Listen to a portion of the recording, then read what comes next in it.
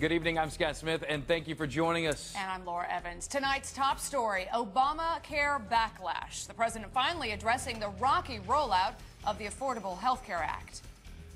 Even with all the problems at healthcare.gov, the website is still working for a lot of people. Just not as quick or efficient or consistent as we want. And although many of these folks have found that they had to wait longer than they wanted, once they complete the process, they're very happy with the deal that's available to them. President Obama and his team are working overtime right now to try to get the website healthcare.gov up and running without any glitches. He says there are many factors contributing to the problems, including the overwhelming number of people trying to access the site at the same time. Fox 5's Tom Fitzgerald has more on this story. Tom? Well, Laura, you know, the 16-day government shutdown largely overshadowed the many glitches plaguing healthcare.gov. Today, at the White House, the president tried to go on the offensive, promising to fix it. But Republicans say while they were unable to block Obamacare, they are perfectly ready now to investigate it. The President of the United States. President Obama saying there's no sugarcoating the bad start healthcare.gov is off to. I think it's fair to say that nobody's more frustrated by that than I am.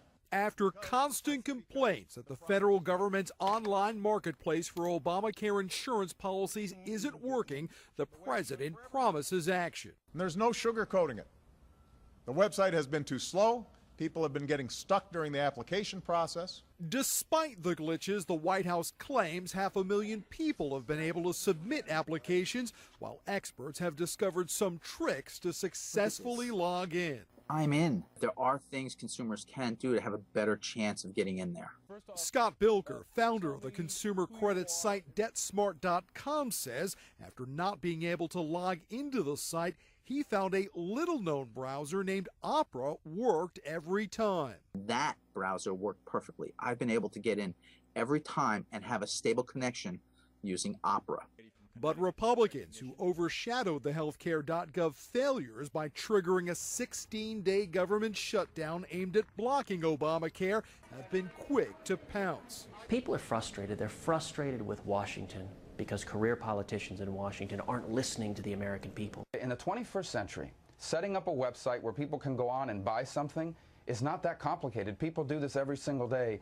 But unlike Obamacare's critics, many of the people we talk to say the prescription for what ails healthcare.gov is time. Give it some more time. This will be straightened out. I think that's going to happen. It's growing pains for the website. They only had about 2 years to get it together, and I think that wasn't a realistic expectation. But like it or not, expectations are high. And now the White House is preparing for another Republican onslaught in the form of congressional hearings this week.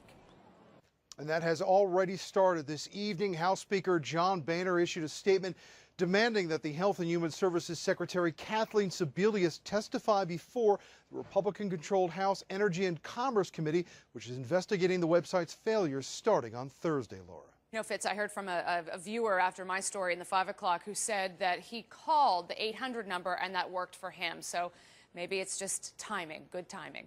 All right, Tom Fitzgerald tonight, thank you.